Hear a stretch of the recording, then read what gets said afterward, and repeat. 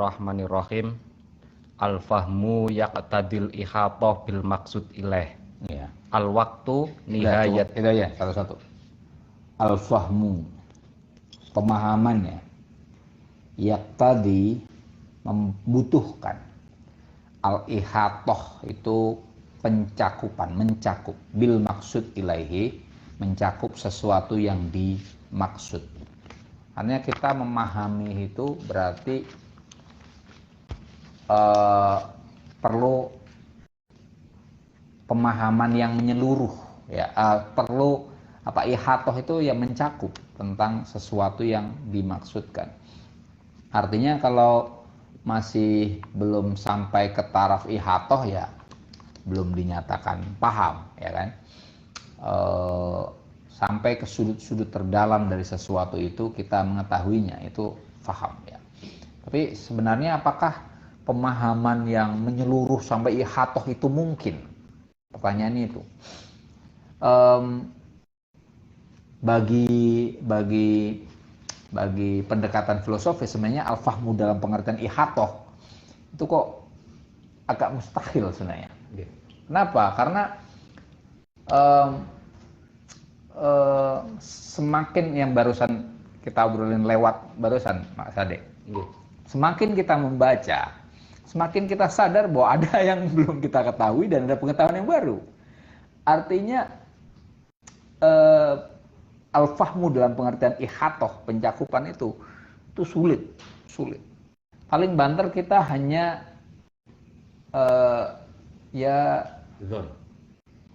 ya paham, tapi sampai batas tertentu, gitu. Contohnya misalnya beginilah. Saya S1, S2, S3 filsafat. Apakah kemudian saya mengatakan bahwa saya mukhitun bil falsafah? Enggak. Saya harus disclaimer sampai detik ini, ya. Saya belum paham apa itu filsafat. Padahal saya belajar filsafat itu tadi. Secara formal S1, S2, S3 filsafat semua. Artinya baca buku filsafat saya yang pertama itu saya dikasih hadiah waktu saya kelas 2 SMP. Saya kelas 2 SMP berarti tahun 94. Jadi saya belajar baca buku filsafat dari tahun 94. Sampai sekarang belum paham, Mas. Saya ngajar filsafat dari tahun 2010. Berarti berapa tahun? 12 tahun. Lam uhit bih, ya. Jadi pemahaman kalau standarnya adalah kita mencakup sesuatu yang kita maksud, itu sesuatu yang berat sebenarnya. Jadi ya ini memahami itu, contoh misalnya begini, dalam relasi sehari-hari lah. Kalian yang sudah menikah siapa? Belum ada? Belum ada ya, oke. Apakah misalnya begini, orang kita punya, misalnya saya udah punya istri, apakah saya paham istri saya? Susah itu. Susah. Ya paham itu susah. Apakah istri saya paham saya? Itu belum tentu juga. Padahal kita 24 jam ketemu gitu kan, ngobrol gitu kan. Tetap saja. Jadi memahami itu susah. Sulit. Itu manusia. Bagaimana dengan objek? Sama juga. Selalu ada hal yang baru, ya.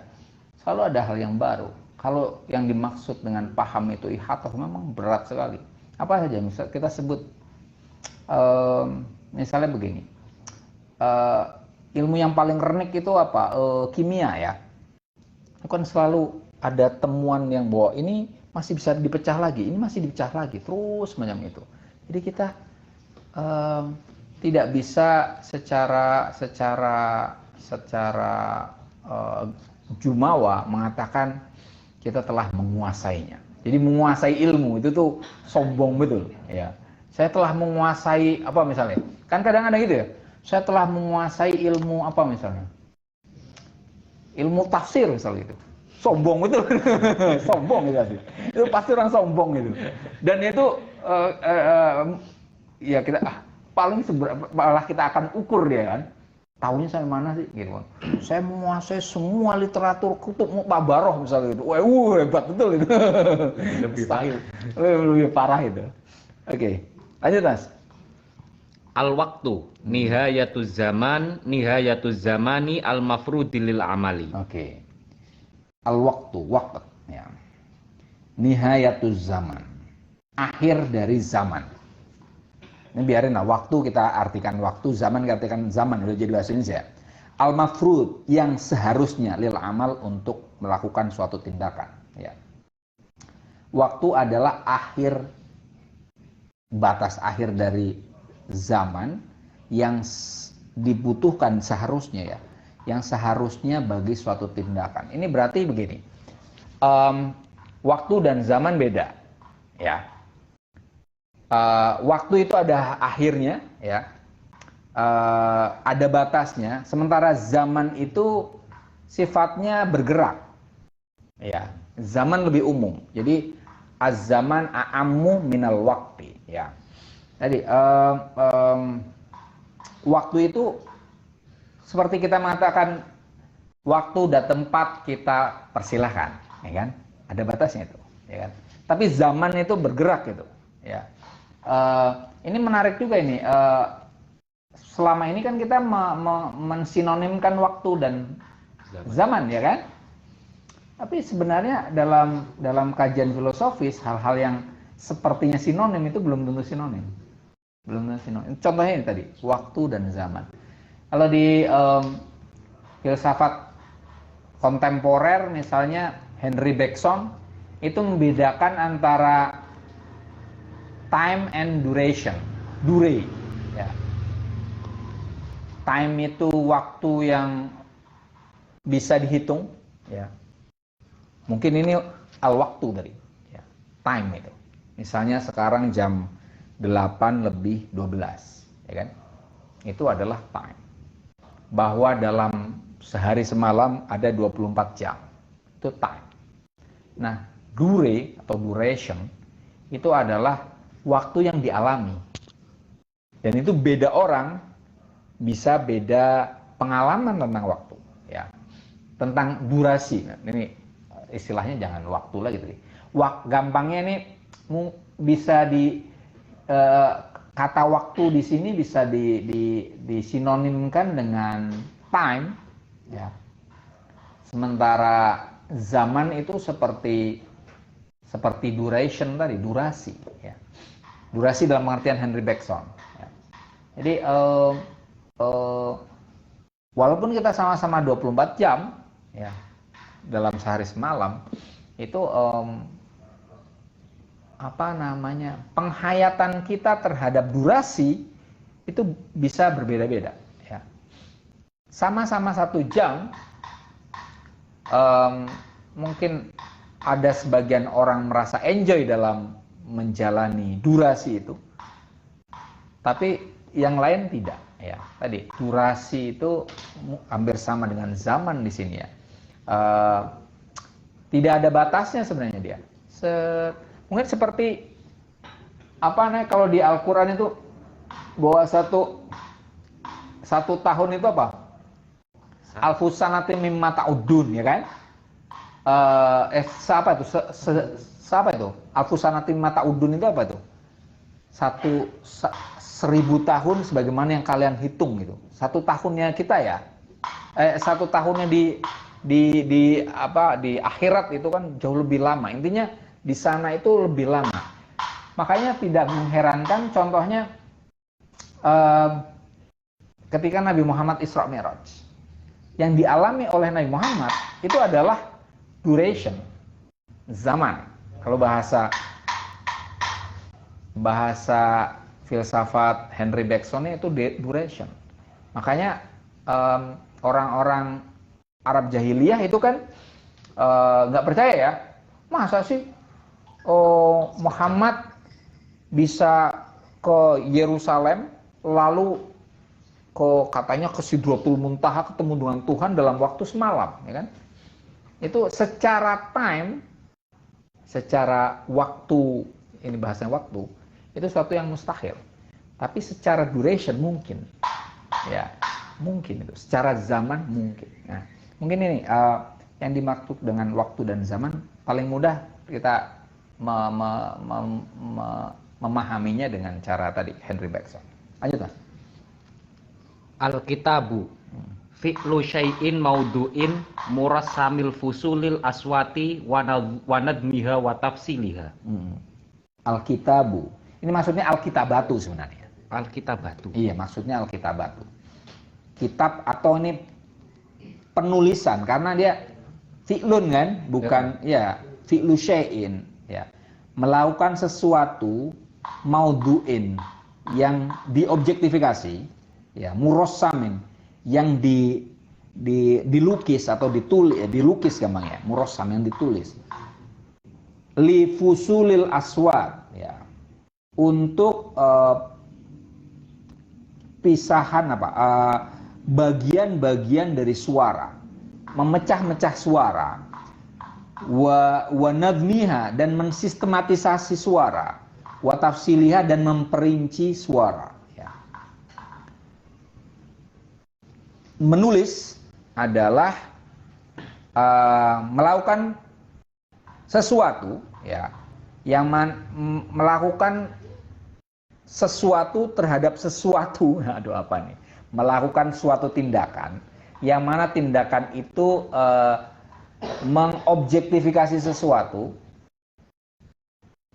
Sesuatu yang diobjektifikasi itu dilukis sedemikian rupa, ya. Kemudian sistematisasi, dipisah-pisah, diklasifikasi dan diperinci, ya. Tapi di sini yang diperinci, disistematisasi dan diklasifikasi adalah aswat, suara ya. Ini kalau di filsafat kontemporer ini bagian dari logosentrisme. Mungkin kalian pernah baca apa namanya Derrida ya. Derrida itu kan dia melawan logosentrisme. Kemudian dia memunculkan gramatologi. Nah ini nih. Ini Al-Kindi masih dalam logosentrisme. Yang diutamakan adalah suara. Jadi menulis itu adalah menangkap suara. Ya, suaralah yang penting. Jadi bukan tulisan. Jadi yang utama adalah suara. Orang yang ngomong itu lebih penting daripada orang yang nulis. Jadi seolah-olah gitu. Padahal bagi kalian yang suka nulis pasti akan kerasa. Tulisan itu beda. Pembicaraan, ujaran itu pasti beda dengan tulisan, ya kan? Lebih mudah mana Mas Menas? Ngomong apa? Ngomong. Tergantung Pak. Enggak, kita jangan bayangkan ngomongnya harus ini ya. Ngomong apa namanya, pidato atau itu. Ngomong tentang sesuatu dibandingkan dengan menulis tentang sesuatu. Lebih mudah mana? Ngomong lah. Kita bisa kemana-mana Mas. Tapi gini Pak, maksudnya kan ada orang yang spesialisasi ngomong, nulisnya nggak bagus. Ada yang nulisnya bagus, ngomongnya nggak bagus. Maksud saya begini, kalau kita ngomong, mungkin nggak orang ngaco ngomong itu. Kalau nulis orang nggak mungkin ngaco Mas, karena pasti dia terekam. Kalau ngaco ini ketahuan, tapi kalau ngomong ini kan lewat nih kan, gitu. Jadi orang mungkin, saya penulis dan pembicara Mas. Misalnya saya ngomong kayak gini ya, kemudian saya transkrip, pas saya akan jadikan tulisan, pasti yang saya akan tulis nggak mungkin yang saya omongkan ini. Pasti Mas. Ini sebagai contoh yang paling konkret gitu. Ini kan direkam, saya ngomong, kemudian saya transkrip misalnya. Ketika ini mau saya jadikan buku, mustahil saya semua yang saya omongkan ini saya taruh. Itu tadi. Ngomong itu jauh lebih mudah. Dan itu mungkin ada repetisi, pengulangan, referensinya nggak kuat, gitu kan.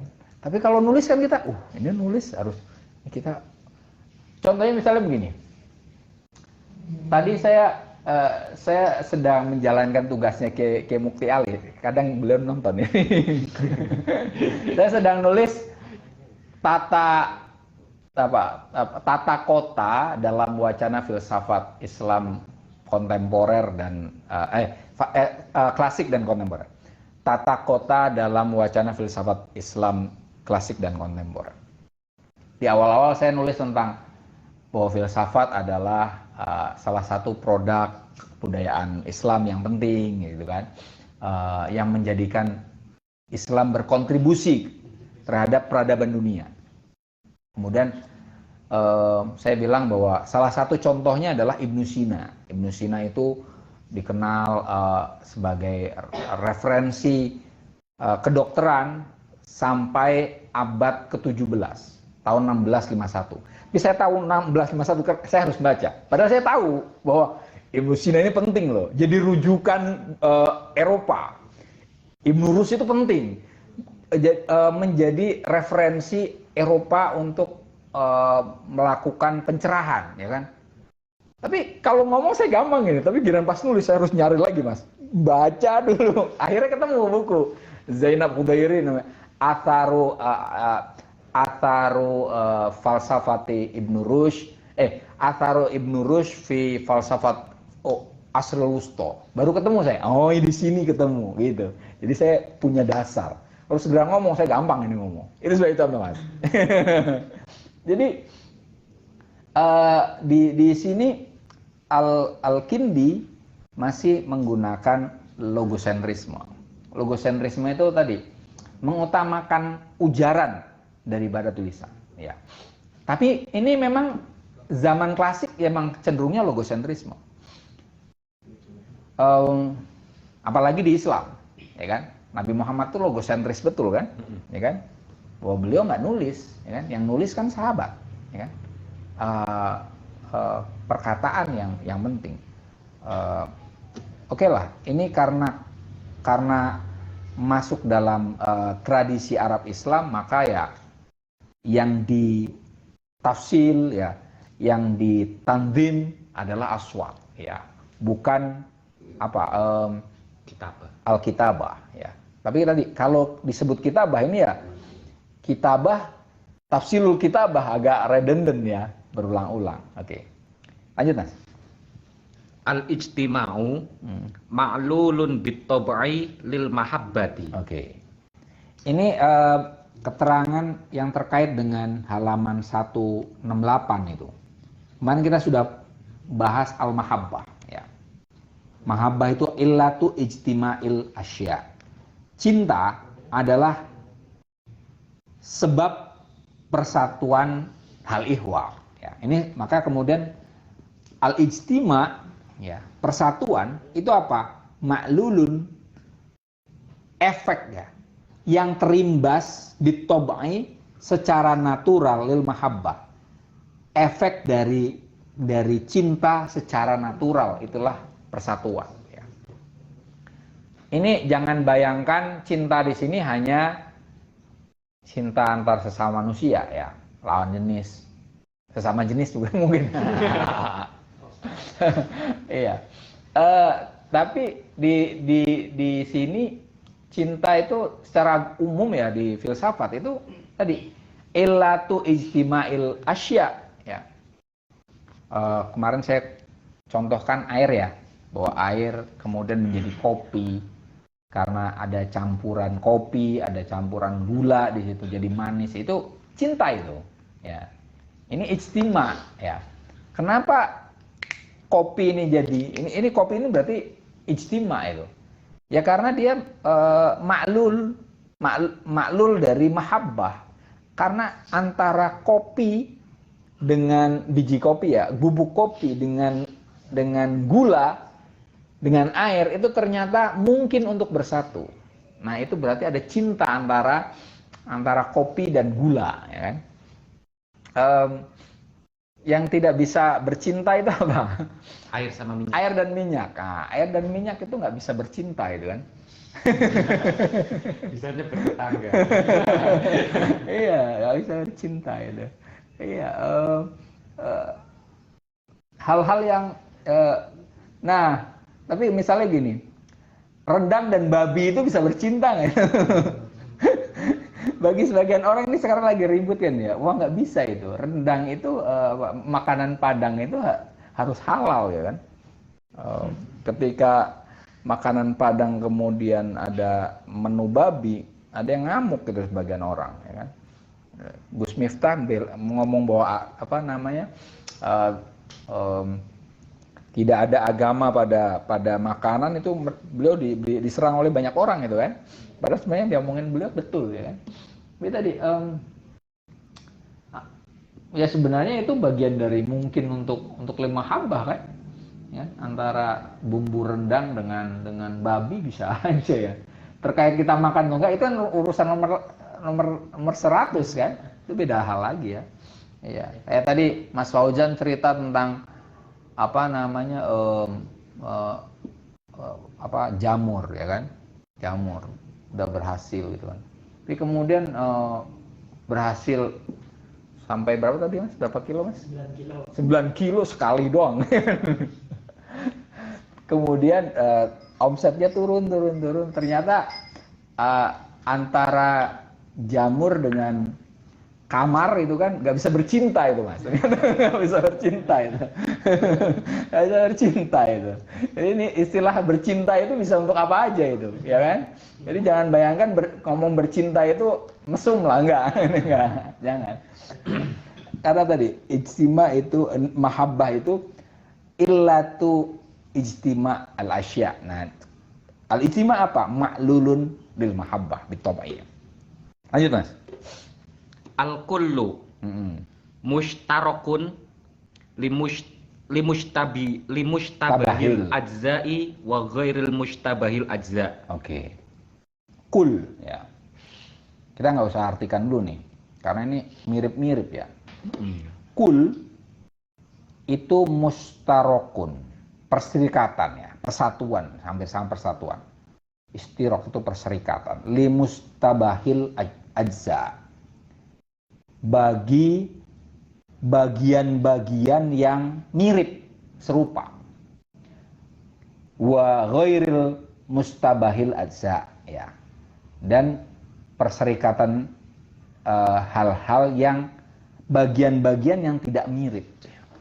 Artinya hal-hal yang mirip dan nggak mirip itu menyatu. Itu disebut mustarok. Ya. Lanjut Mas, biar bisa membedakan nih. Al-jami'u khosun limushtabahil ajza'i. Oke. Kalau al-jami itu khusus lil mustabahil ajza, bagi bagian-bagian yang mirip. Jadi kul dan jami sama-sama, kalau bahasa ini berarti bahasa Arab ini kaya loh. Ya, benar. Kaya di sini ya. Biasanya selama ini nih ada istilahnya universalia nih. Ya, universal ya, atau universal. Ternyata di sini dibedakan ini. Ada yang kul ya, ada yang jami. Kalau kul itu hal yang beragam itu menyatu. Ya. Hal-hal yang beragam menyatu. Itu ini persatuan dari keragaman. Gampangnya gitulah. Ya. Yang mustabah dan ghairu mustabah nyatu. Sementara jami itu persatuan dari yang seragam. Persatuan dari keseragaman. Ini keragaman, ragam, ini keseragaman. Gampangnya gitu. Ya. Indonesia berarti masuknya kemana? Kul atau jami? Dilihat dari agama, kul ya. Ya kan? Lihat agama, apalagi ras, kul juga, kul, ya. Ya ras, agama, suku, benar-benar kul gitu. Universaliannya ini kul. Kalau persatuan dari keseragaman, apa misalnya? Contohnya apa?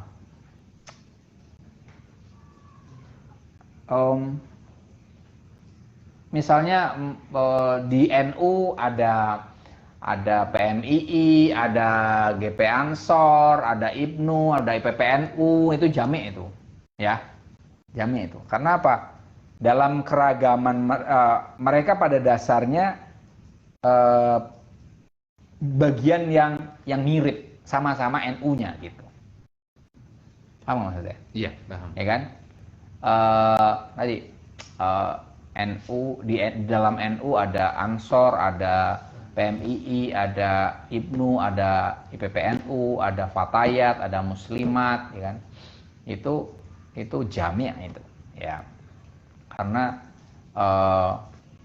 ketika dikorek mereka ternyata fikihnya ala madzhabir arba'ah, selir kan?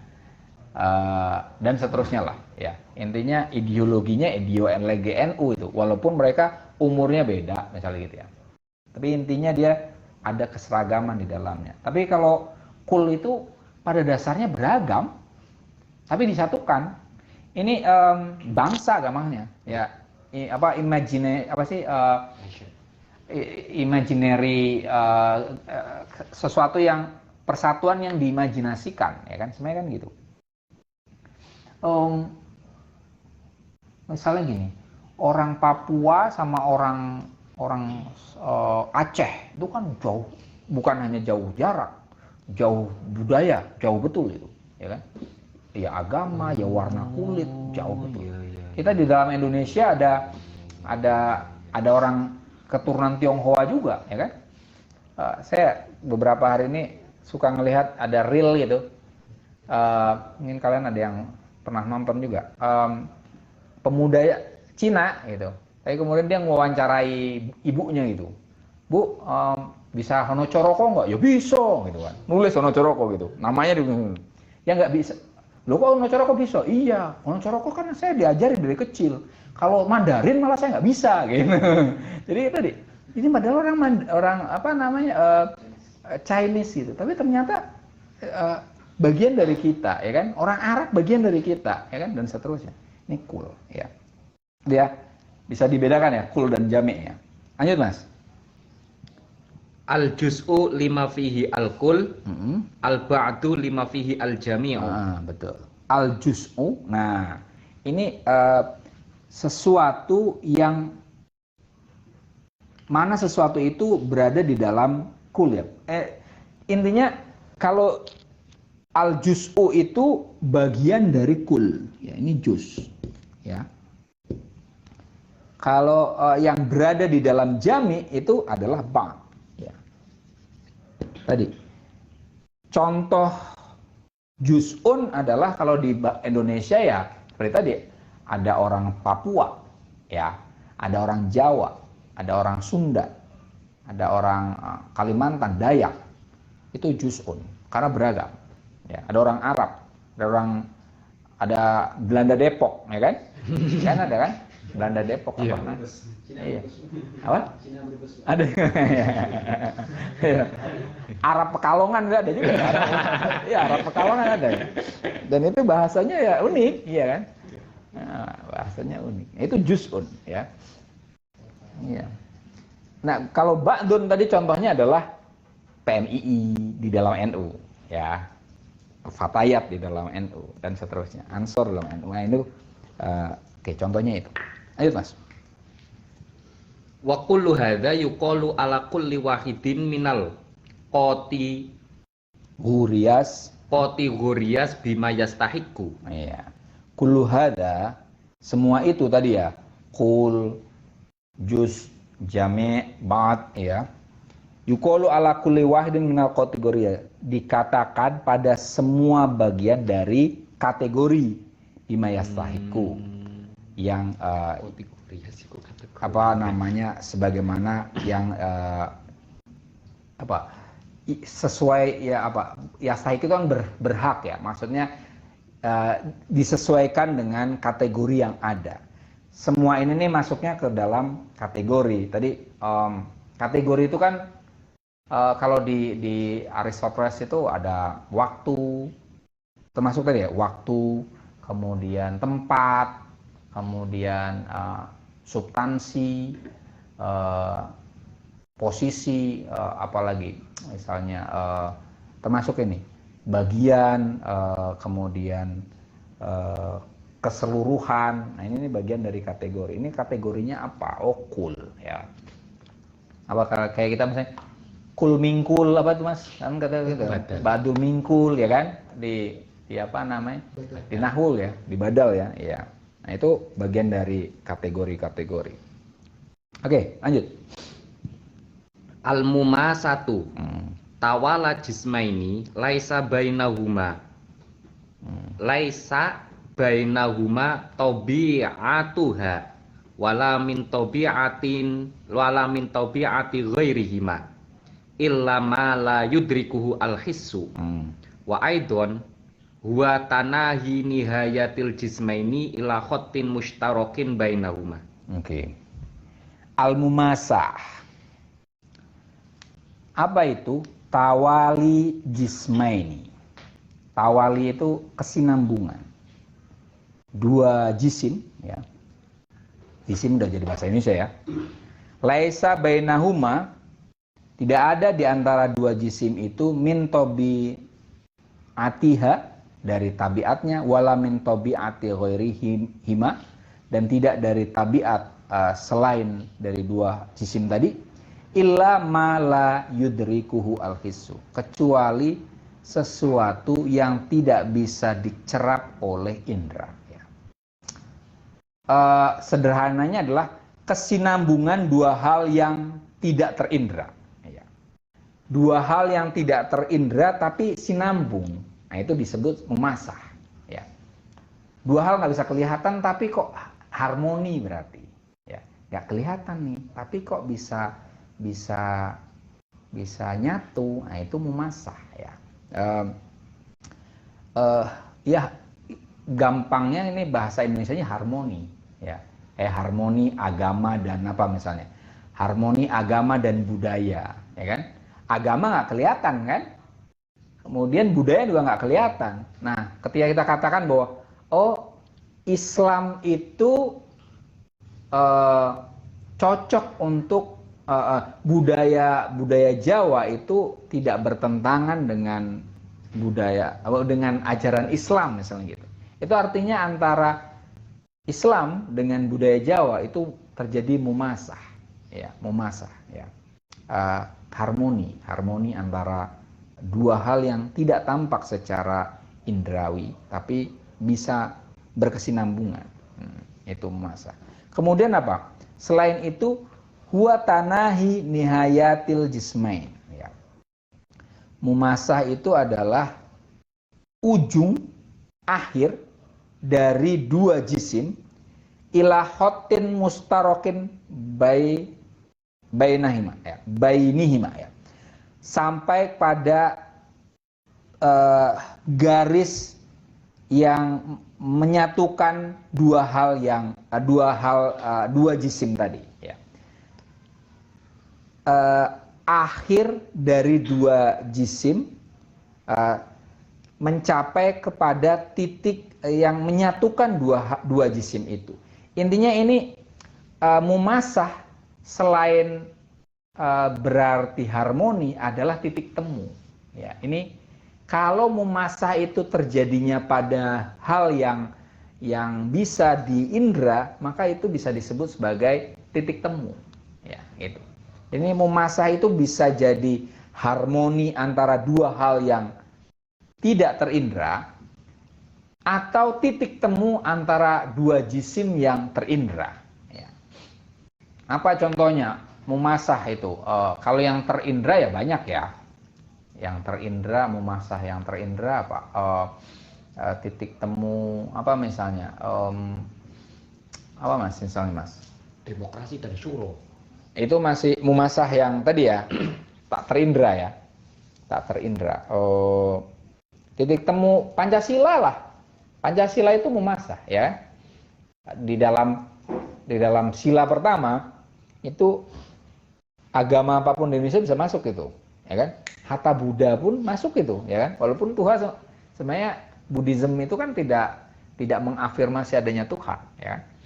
Tapi kemudian bahwa kekuatan yang menguasai semesta ini esa, ketemu dia, ya. Orang sosialis kayak misalnya yang dinyatakan oleh Soekarno lah, apa namanya, agama Marxis sama apa katanya, Nasakom ya, Nasakom, nasionalis, komunis dan sosialis nasionalis, agama dan komunis, ya kan? Itu mumasah berarti, ya. Bagi Soekarno di buku di bawah bendera revolusi itu kan ada satu artikel tentang itu. Memang ada perbedaan antara tiga hal itu, ya. Nasionalisme itu gini, nasionalisme cenderung regional, ya, lokal. Sementara Marxisme itu kan internasional, agama internasional. Beda, oke.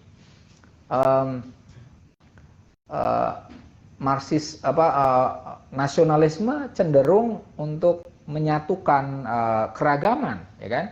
Mau dia orang kaya atau miskin, ya, oke. Sementara Marxisme, komunisme, ya, nasakom komunisme itu kan lebih mengutamakan wong cilik, kan, ya kan? Menengah dan atas itu malah dimusuhi, ya kan? Termasuk agamawan yang jadi feodal dimusuhi, ya kan? Artinya dengan agama sempat bentrok. Tapi kemudian Soekarno itu dengan kecanggihannya, ya, mencari titik temu, memasah antara tiga hal itu. Apa misalnya? Ya, agama, misalnya dalam hal Islam, ya, mendorong kepada persatuan, kan? Sama juga bahwa orang-orang komunis sekalipun juga mendorong ke persatuan. Dan mereka menolak imperialisme dan kolonialisme. Jadi yang dicari itu, kita sama-sama. Artinya ada unsur nasionalis dalam Islam, dalam agama Islam dan komunis, ya kan? Kemudian ada unsur komunis. Komunis mengutamakan kesejahteraan sosial, ya kan? Rakyat kecil. Islam juga ada zakat, ya kan? Kemudian nasionalis juga, mereka juga memperhatikan orang-orang yang kaum duafa, gitu kan. Artinya ada pertemuan di situ. Ada unsur komunis di dalam nasionalis dan agama. Di agama kemudian, ya, tadi sebenarnya ada, ya, intinya dia nyari hal-hal yang sepertinya nggak cocok jadi cocok lah gitu. Nah, itu mumasah, ya. Oke. Terakhir. As-sadiqu insanun huwa anta illa annahu ghairuka. Hayawaniyun maujudun wa ismun ala ghairi makna. Oke. Yang awalnya ini gampang dimengerti, tapi yang akhirnya agak susah ini. As-sadiq. Ini sahabat, ya. Insanun, manusia, huwa anta. Manusia itu adalah dirimu. Illa, akan tetapi annahu ghairuka. Dia bukan kamu. Dia adalah kamu, padahal dia bukan kamu. Sahabat yang sesungguhnya kayak gitu, ya. Dia adalah kamu meskipun dia bukan dirimu. Sulit itu sebenarnya nyarinya. Sulit itu.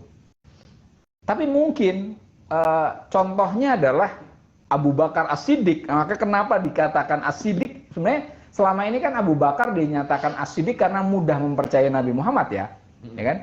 Tapi dari kata-kata ini berarti ada kata-kata sodik gitu deh. Sahabat yang sungguh-sungguh, apa ya namanya? Bukan sekedar teman, ya kan? Mungkin sahabah itu masih teman gitu. Tapi kalau udah sodik itu udah koncoplek. Ya, ya kan? CS kental itu, ya. Ya. Was gitu lah pokoknya. Iya itu. Iya, ini benar-benar.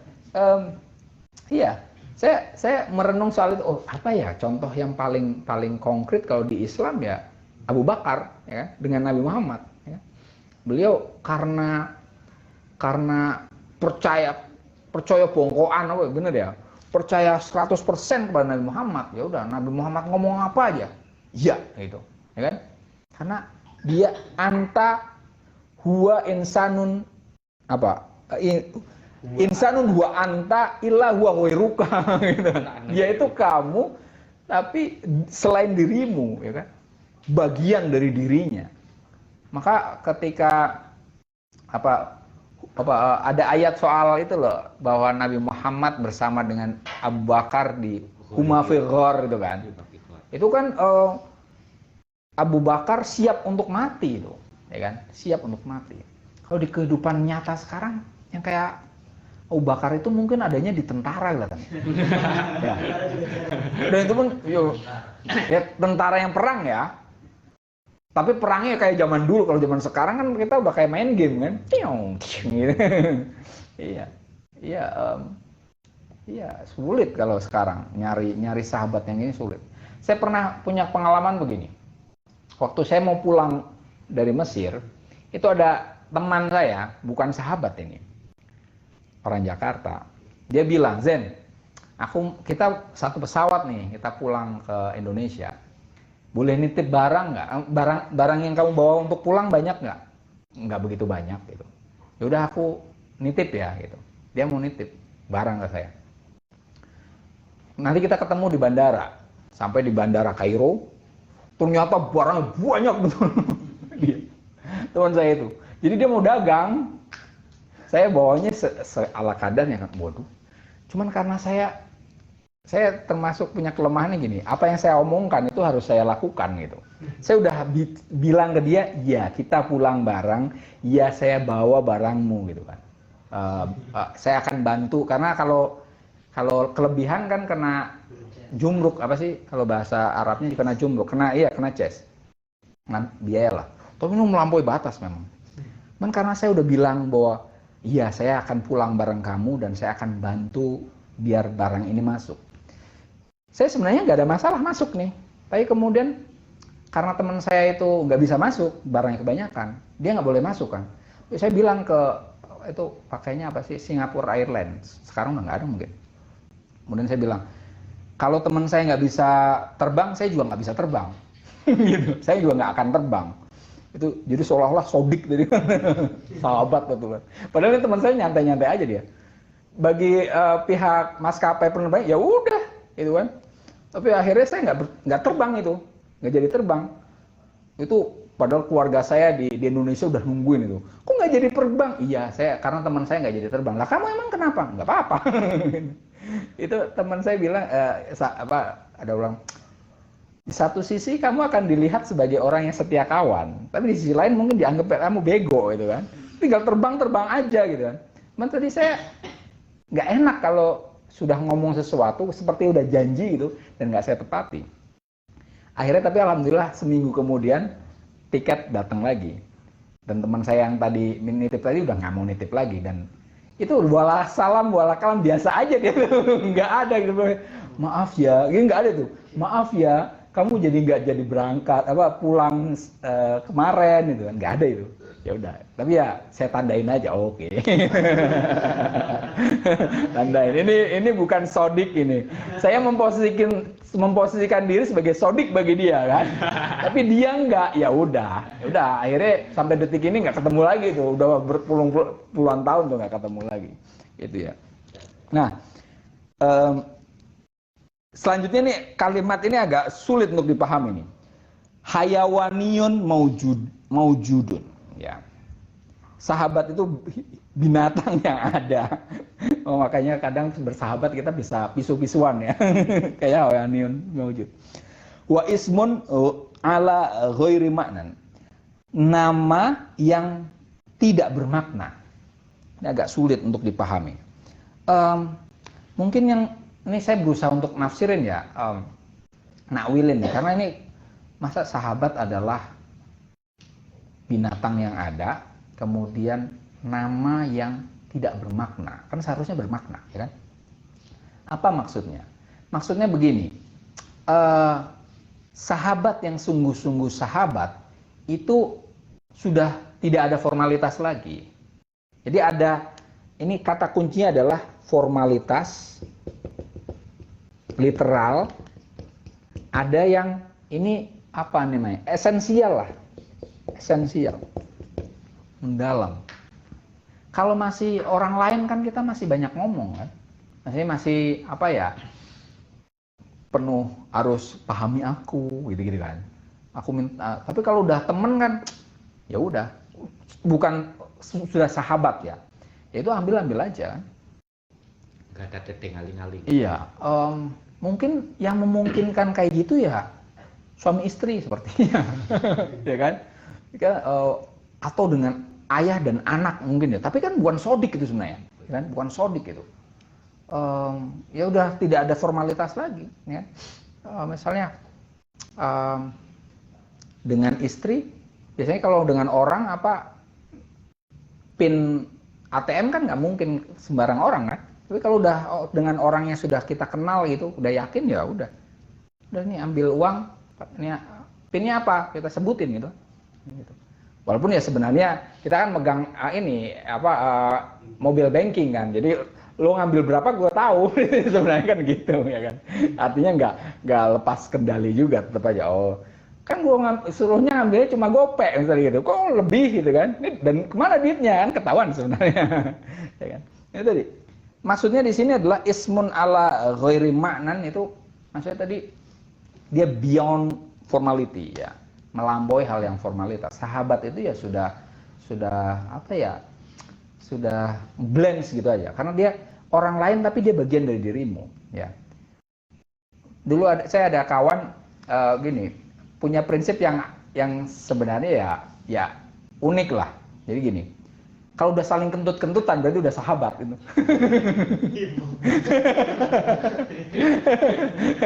Udah nggak ada jaim-jaiman gitu loh.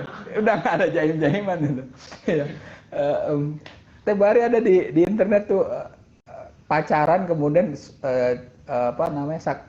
ceweknya itu sampai masuk ke rumah sakit tuh karena dia jaim, kemudian mau kentut nggak berani kentut gitu kan. Nah itu berarti dia belum sampai sodik gitu. Kalau udah sodik itu udah sampai kentut-kentutan. Iya udah, berarti sahabat ini udah nyantai. Iya intinya ada melampaui formalitas semacam itu. Oke, cukup untuk hari ini. Ada yang mau bertanya, ngobrol, atau ada tafsiran lain? Kita tutup aja dulu ya. Iya Pak. Terima kasih atas perhatian kalian semua. Wassalamualaikum warahmatullahi wabarakatuh.